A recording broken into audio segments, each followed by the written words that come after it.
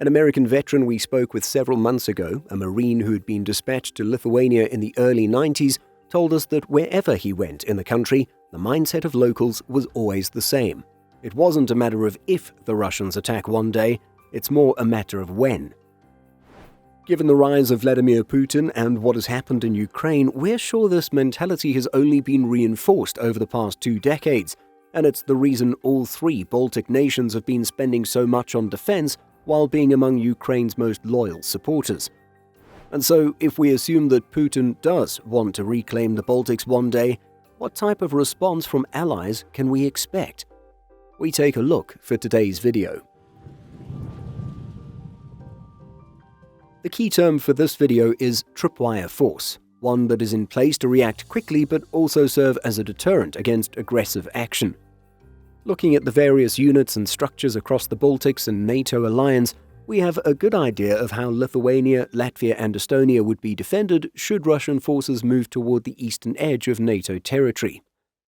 So let's go force by force and see who exactly would be fighting off Russian forces.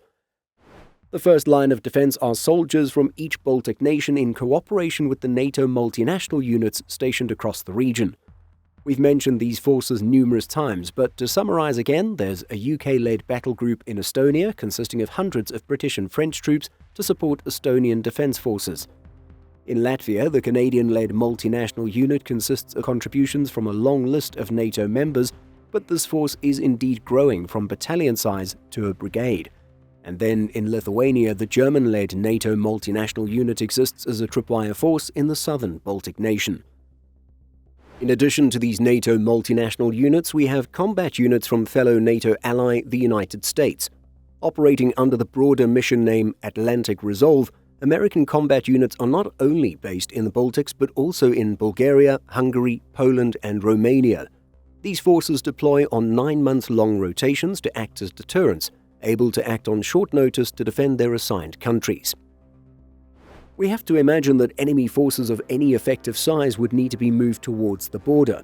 Surely this move would be noticeable through various surveillance methods, thus giving at least a few hours for Baltic and NATO multinational forces to get into position. Russia insisted it was merely conducting exercises along the Ukrainian border in January 2022. On the other side of this frontier are around 100,000 Russian troops.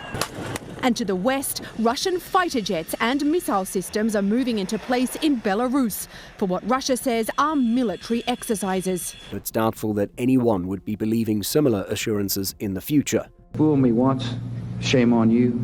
If fool me, we can't get fooled again. And so if Russian or Belarusian troops are repositioned near their borders, we would assume that other allied forces would be put on higher alert as well.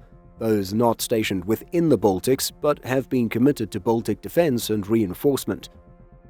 So then, it seems a safe bet to say that NATO's Allied Reaction Force, or ARF, would be scrambled and potentially deployed.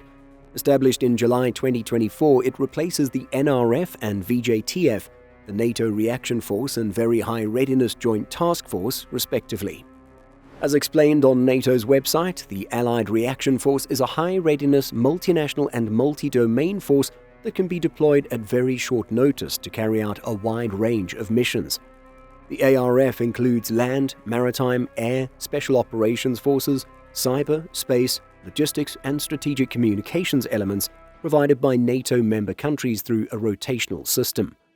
This force operates under the overall command of the Supreme Allied Commander Europe, or SACEUR, and at the moment, NATO Rapid Deployable Corps Italy serves as the force's headquarters.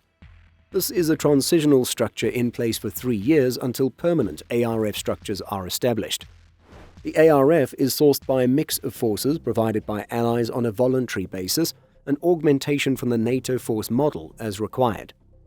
This sees a larger pool of available sources that can be deployed on short notice if they are needed during a crisis or conflict.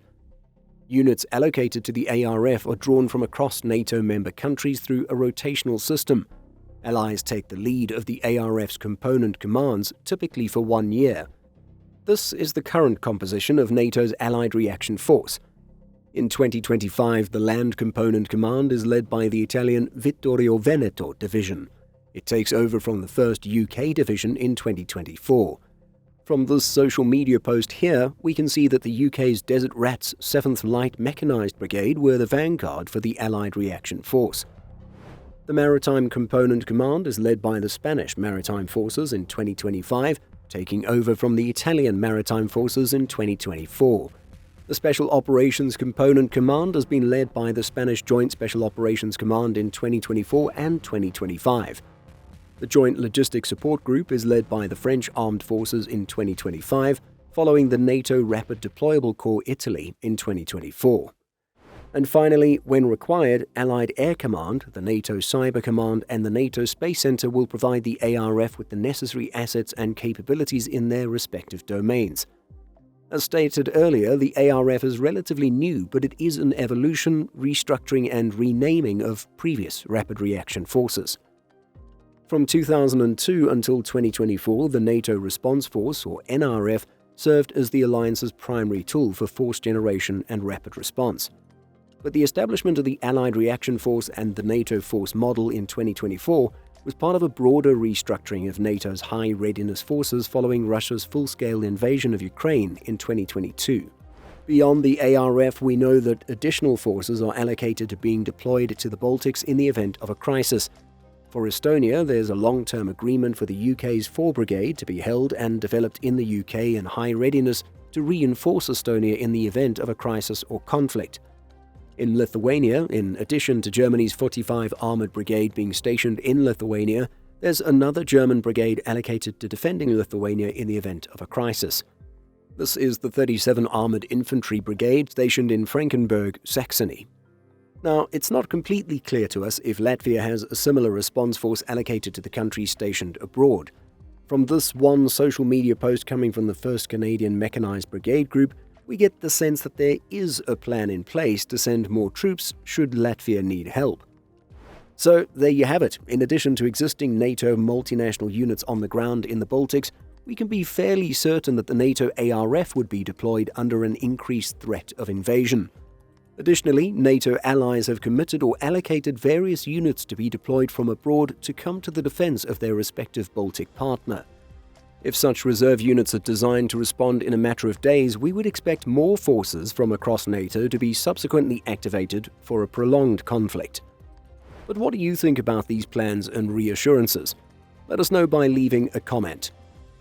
If you're still watching in these last 20 seconds, we invite you to check out our Contribee page and consider financially supporting our work.